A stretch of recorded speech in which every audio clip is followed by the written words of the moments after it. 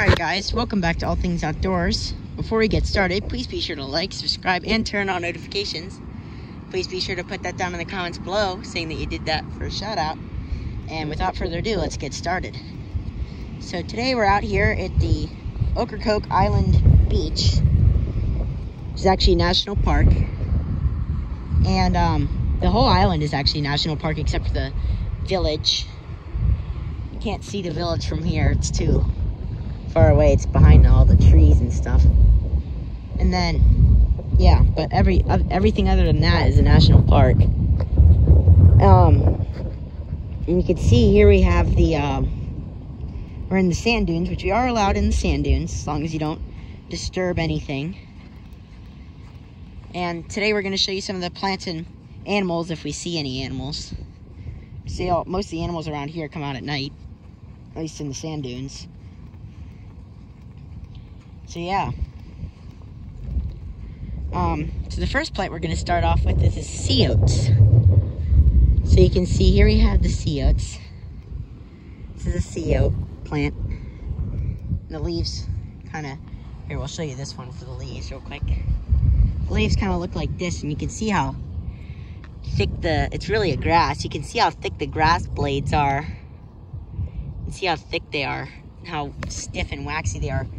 And that is to help prevent the sand and the salt water and the sea spray from getting and destroying the plant.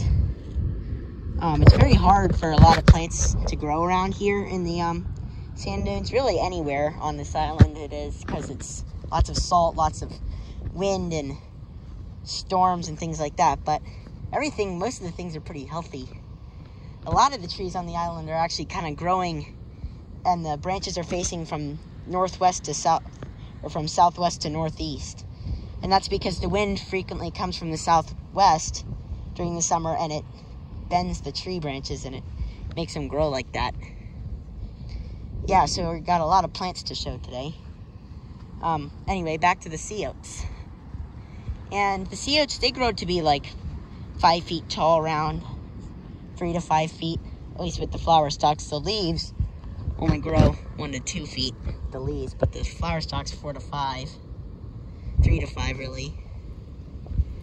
And see, they do look like oats. You can take one of these little tiny seed pods. You can see that's what the seed pod is.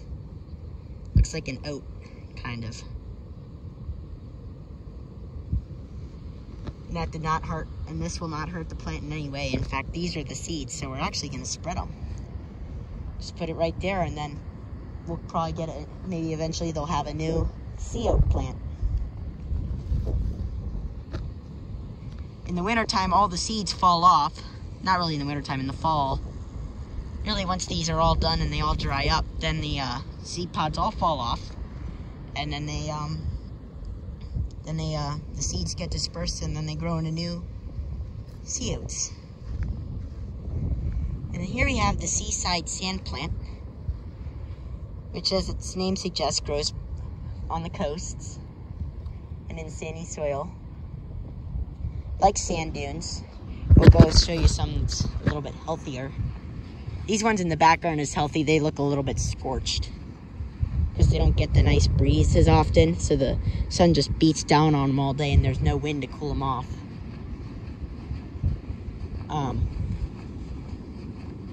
Over here we got some nice ones. There's some nicer ones. The really nice ones are right along the first line of dunes, like these ones right here.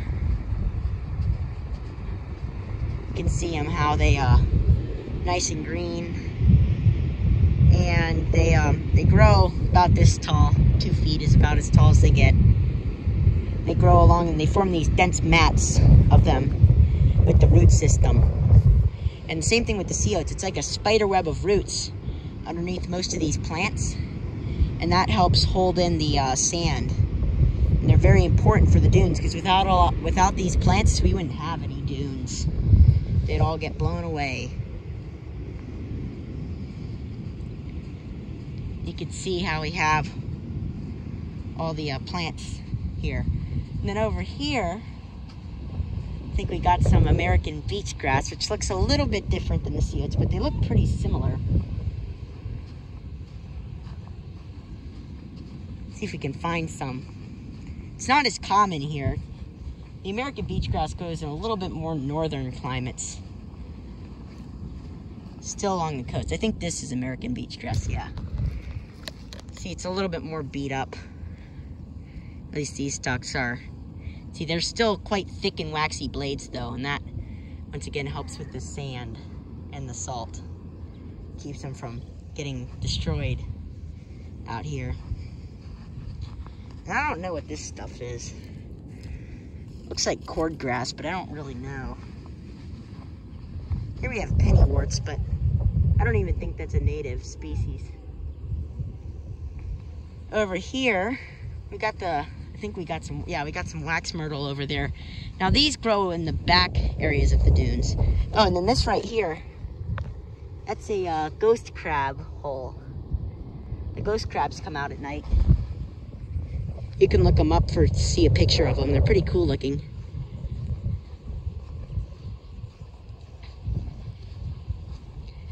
You got these big black eye stalks on, and then they're almost white. They're kind of a cream color.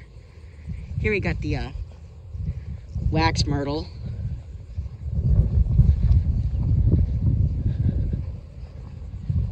And here along the coast, now most of the time the wax myrtle grows into a large shrub, small tree.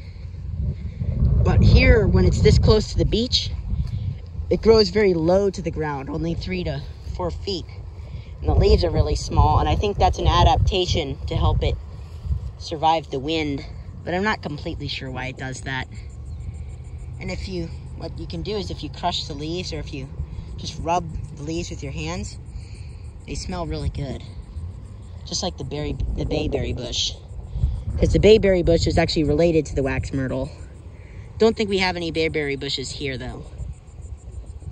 And you can see there, we got the cedar forest starting up. We're not going all the way back there, that's too far. And that would take a long time to get back there, and lots of bugs once you get past the beach. The whole island is basically made out of sand. You can hear the waves a little bit. I don't know what this stuff is. Looks kind of cool though. It's got very thick waxy leaves. And I believe this is like, oh no, that's stuff over there with the leaves. This stuff, whatever it is, blooms. That's what this is. Same thing. I don't really know what it is. It's pretty though. Guess it likes the beach. And this is, I don't even know what this is. Maybe this is like some ice planter, dianthus or something like that. I don't know. It's kind of cool.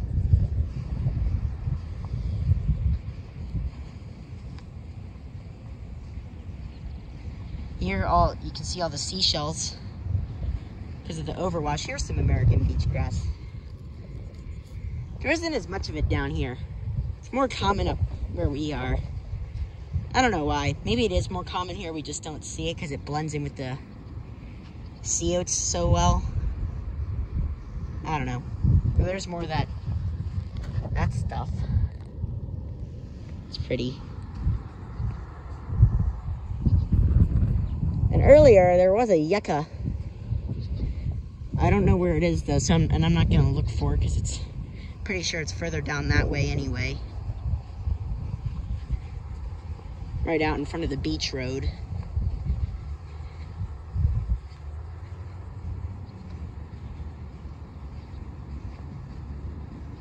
Here's another ghost crab hole.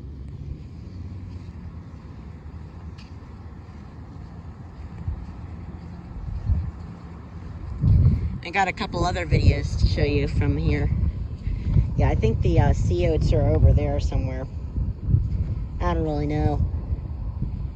I'm just guessing that they are. Or not the sea oats, the yuccas. Anyway, that's going to be about all for today's video. So once again, Please be sure to like, subscribe, and turn on notifications. Please be sure to put that down in the comments below so you did that for a shout out. We will see you guys on the next adventure.